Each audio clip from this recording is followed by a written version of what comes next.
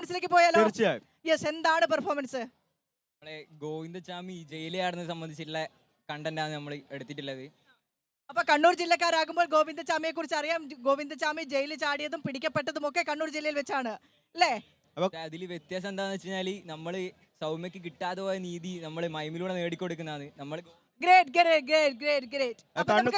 എവിടുന്നാ വരുന്നത്? നമ്മൾ കണ്ണൂർ പിണറായി വരുന്നത്. പിണറായിക്കാരാണ്. Pinarayi AKG memorial government higher secondary school.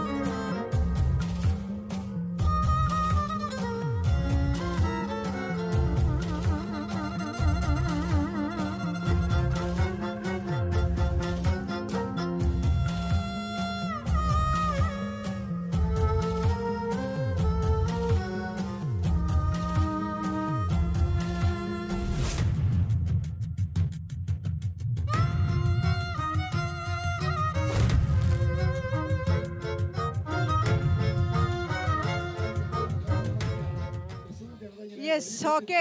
അമൽ, നമ്മളോട് ഇവർ നേരത്തെ തന്നെ തീം പറഞ്ഞു തന്നു. ഈ മൂകാഭിനയത്തിന്റെ ഏറ്റവും വലിയ പ്രത്യേകത എന്ന് പറയുന്നത് അത് അഭിനയിച്ച് ഫലിപ്പിച്ചാൽ മാത്രമേ ആളുകൾക്ക് മനസ്സിലാകുള്ളൂ. സാധാരണ നാടകത്തിലൊക്കെ ഡയലോഗുകൾ ഉണ്ടാകും, മൂകാഭിനയത്തിൽ അത് വലിയൊരു വെല്ലുവിളിയാണല്ലേ?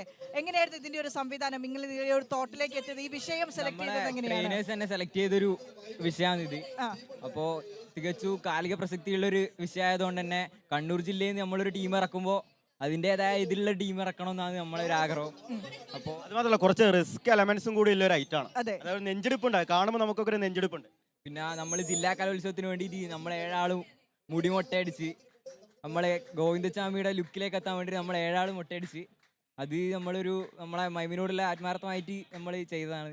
കുറെ വർഷമായിട്ട് ഇത് പ്രാക്ടീസ് ചെയ്തിട്ടുണ്ടോ മൈമ? ഇല്ല, നമ്മൾ ഈ വർഷം ആദ്യമായിട്ടാണ് മൈമ കളിക്കുന്നത്. 7 വർഷം മുന്നെയാണ് നമ്മളെ സ്കൂളിൽ നിന്ന് ഒരു മൈമ് സംസ്ഥാന തലത്തിലേക്ക് വരുന്നത്. 7 വർഷങ്ങൾക്ക് ശേഷം നമ്മളിലൂടെ മൈമ് സംസ്ഥാനത്തേക്ക് എത്താന്ന് പറഞ്ഞാൽ വലിയ സന്തോഷമുണ്ട്. ഇതിപ്പോ എത്ര നാളത്തെ പരിശീലനം ഉണ്ട്? നമ്മൾ ഒരു 1.5 മാസം പരിശീലിച്ചിട്ടുണ്ട്. പരിശീലനം നാട്യാന്ന് പറഞ്ഞ ടീമാണ്. പ്രത്യുഷേട്ടനും അശ്വിൻ മനോഹരൻ എന്ന് പറഞ്ഞ ഏട്ടനുമാണ് മെയിനായിട്ട് നമ്മളെ ട്രെയിനേഴ്സ്. ടീം എഫേർട്ട് ആണ്. അതായത് ഇവര് മാത്രമല്ല, ഇതിന് പുറകിൽ മറ്റൊരു ടീമും കൂടി ഉണ്ട്. അതിന്റെ എഫേർട്ടുകളെല്ലാം തന്നെ നമുക്ക് കാണാനും ഉണ്ടായിരുന്നു. അവരുടെ പെർഫോമൻസിൽ ഗംഭീര പെർഫോമൻസ് ആയിരുന്നു, പറയാതിരിക്കാൻ വയ്യ. നിങ്ങൾ ആ ടീം പറഞ്ഞില്ലെങ്കിലും അത് ആളുകൾക്ക് മനസ്സിലാവും, കണ്ടു മനസ്സിലാക്കിയതാണ്. യെസ്.